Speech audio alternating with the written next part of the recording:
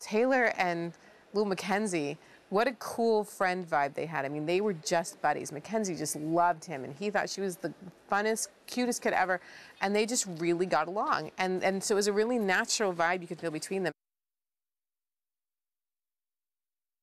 Imprinting is a bond that's formed between someone who's a werewolf and someone of the opposite sex who they're not entirely sure. Is it a genetic thing?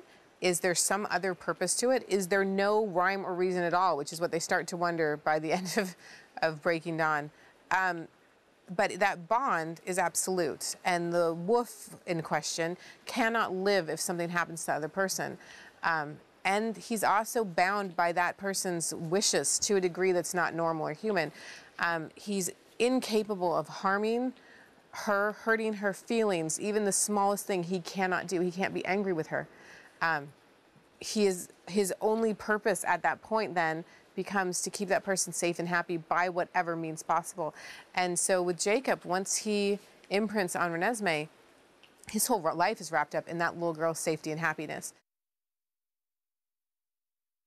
Part of it is like the amazing clarity with which she can see, the amazing clarity with which she can hear. Everything's changed for her. Everything physical suddenly becomes very easy and you know, almost like a superpower. And yet you have the balance of all of a sudden you are so thirsty. She is the first vampire in the history of my mythology that has chosen to be a vegetarian vampire before becoming one. So unlike everyone else before her, she goes into it committed. I'm not going to kill anybody. I know it's going to be awful. She's very braced for it, very ready to go. And so she doesn't have the same issues that a lot of them do with the surprise of thirst and not understanding what's going on and just having that drive to attack people. What isn't special about Renesmee? She is one of a kind to the best of their knowledge at that point. An odd mix of human and vampire that's quite lovely to look at. The accelerated pace of her intellect is also fascinating. And she also just has such a sweet personality. She's a loving, kind person from the very beginning. She cares about her parents. She cares about the trouble that she's put people into. And she's just darling. And everyone responds to her that way because she's a beautiful child who they all love. In the first round, Mackenzie tried out. And Mackenzie Foy, from the first moment I looked at the audition, we're like, oh, she's so perfect. She's so perfect. Please let Bill like her.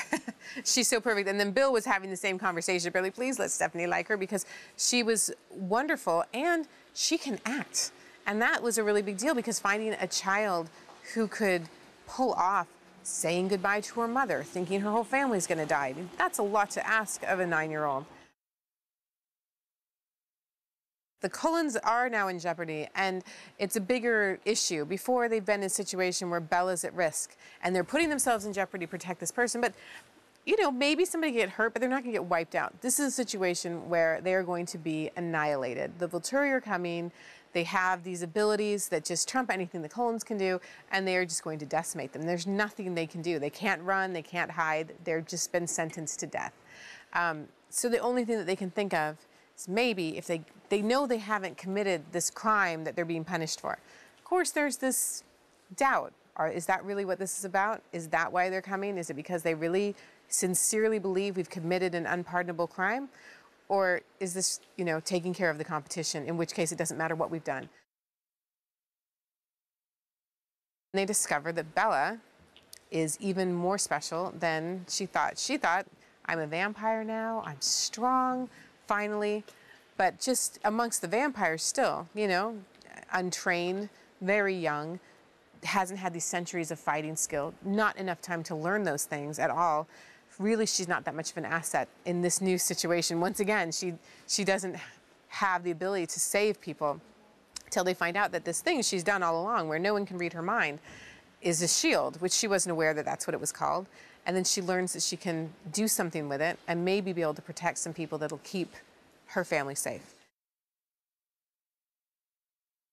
It was really, really fun to have all the new vampires to cast. I mean, casting is one of my favorite parts. And we had so many really cool people try out. I mean, there were There were auditions of people. I mean, it was a hard choice for a lot of people. There were so many really good options, which was just, I mean, it's kind of flattering to have these amazing actors want to do a small part, to be involved. It was really cool. And then it was, you just bring in 30 new people who are all excited. It's their first time on the movie. And we've all been doing this for a while, and we've been doing The Rain for a while. And, you know, people, it gets to you. And now these people are just full of enthusiasm. It really helps the mood. Everybody's ready to go. It was cool. It's kind of life-changing. It's just a different life experience than I was ever expecting.